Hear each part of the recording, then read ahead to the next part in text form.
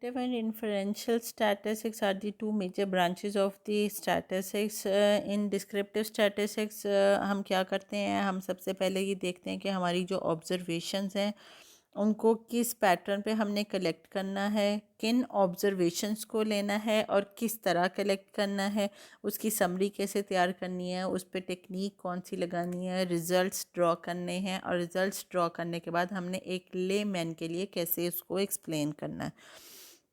This area of study consists of the condensation of data, their graphical display, and the computation of the few numerical quantities that provide information about the center of the data and indicates the spread of the observation. इसमें हमें क्या पता लगता है कि जैसा कि ये कह रहा है कि हमें उस डाटा को हमने कंसाइज कैसे बनाना है, फिर चेक कैसे करना है कि उसके लिए ग्राफिकल डिस्प्ले होना चाहिए या उससे कोई न्यूमेरिकल क्वांटिटी हमने ड्राइव करनी है, या हम दोनों उसके लिए ये काम कर सकते हैं, ग्राफिकल डिस्प्ले भी कर सकते हैं और न्यूमेरिकल क्वांटिटीज़ भी कैलकुलेट कर सकते हैं.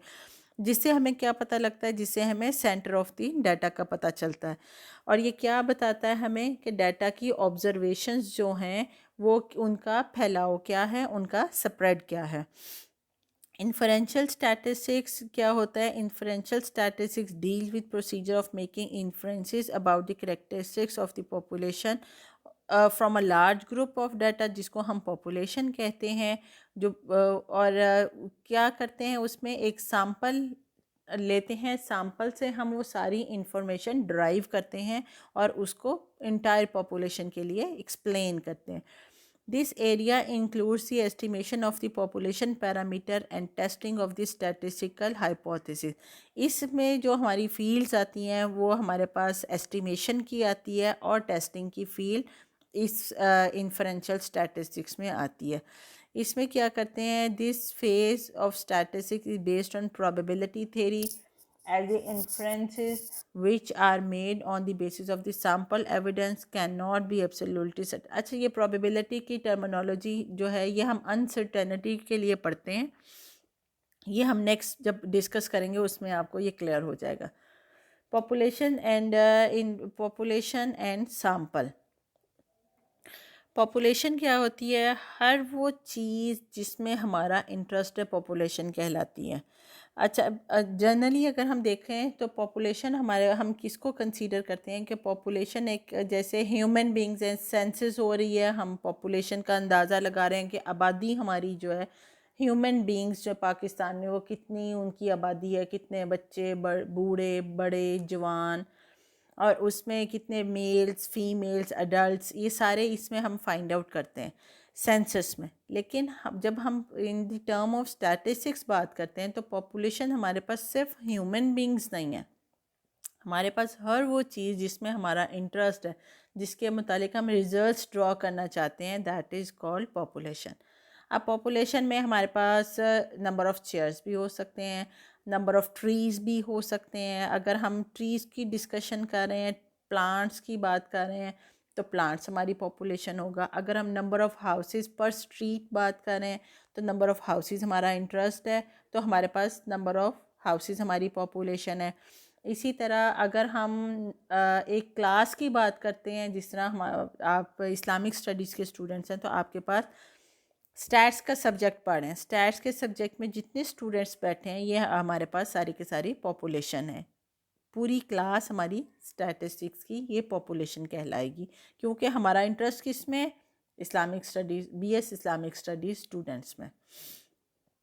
अच्छा जी, अब पॉपुलेशन क्या होती है? अब अगर हम क्लास की ही बात करते जाएं, कंटिन्यू करें, तो क्लास में हमारे पास कितने तरह के स्टूडेंट्स होते हैं? हमारे पास मोस्टली तीन तरह के स्टूडेंट्स होते हैं.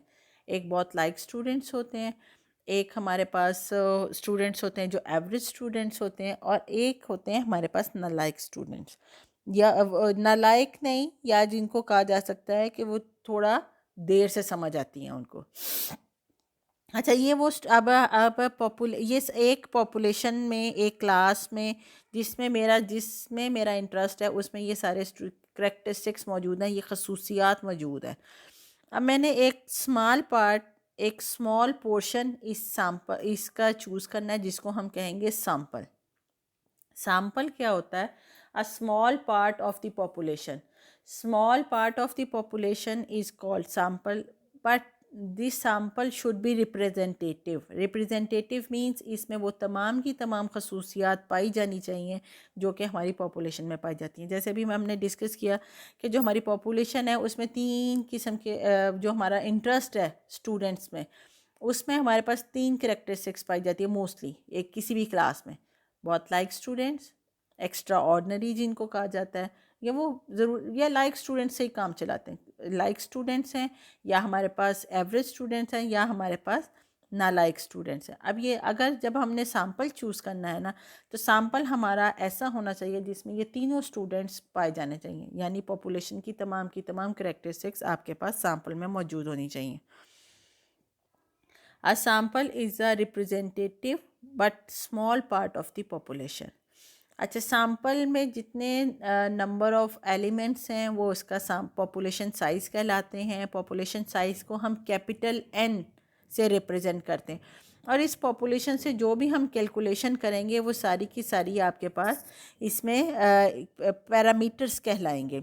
पॉपुलेशन से जब भी हम कोई कैलकुलेशन ड्राइव करते हैं, कोई रिजल्ट्स प्रोड्यूस करते हैं, तो उनको हम पैरामीटर कहते हैं। अपने कोई भी पैरामीटर्स हों तो हम उनको ग्रीक लेटर से रिप्रेजेंट करते हैं। इसी तरह small part of the population जो है वो सैम्पल कहलाता है। सैम्पल में जितने एलिमेंट्स आते हैं उनको हम सैम्पल साइज़ कहलाते हैं। सैम्पल साइज़ को स्मॉल एन से रिप्रेजेंट करते हैं, और जितनी भी क्वांटिटीज़ हैं जो हम सैम्पल से कैलकुलेट करेंगे उनको हम स्टैटिस्टिक कहलाते हैं। स्टैटिस्टिक में एंड पे एस नहीं आता। क्यों नहीं आता? क्योंकि स्टैटिस्टिक्स एक सब्जेक्ट है, एक फील्ड है पूरी, जबकि स्टैटिस्टिक वो चीज़ है जो हम सैम्पल से कैलकुलेशंस ड्राइव करते हैं। स्टैटिस्टिक्स को हम लैटिन लेटर से शो करते हैं। जितने भी लैटिन लेटर्स हैं ये सारे हमारे क्या शो करेंगी कि हमारी ये सैम्पल की कैलकुलेशंस हैं। ग्रीक लेटर्स हमारी पॉपुलेशन को शो करेंगी, और सैम्पल्स की जितनी भी रिप्रेजेंटेशन होगी वो लैटिन लेटर से होगी। इम्पॉर्टेंस ऑफ स्टैटिस्टिक्स आ गया। ये जनरल सी इसमें बातें हैं कि आपके पास स्टैटिस्टिक्स की इम्पॉर्टेंट, कि आपकी ज़िंदगी की कोई ऐसी फील्ड नहीं है, डेली लाइफ भी इवन आप इसमें स्टैटिस्टिक्स बहुत ज़्यादा अप्लाई करते हैं। समहाउ ये होता है कि आप जानते नहीं हैं कि आप क्या कौन सी टेक्निक लगा रहे हैं, कौन सा रिज़ल्ट ड्राइव कर रहे हैं, लेकिन ये आपकी ज़िंदगी की डेली लाइफ की हर फील्ड है, आपके पास हर सब्जेक्ट है जिसमें आपके पास स्टैटिस्टिक्स जो है वो स्टडी किया जाता है।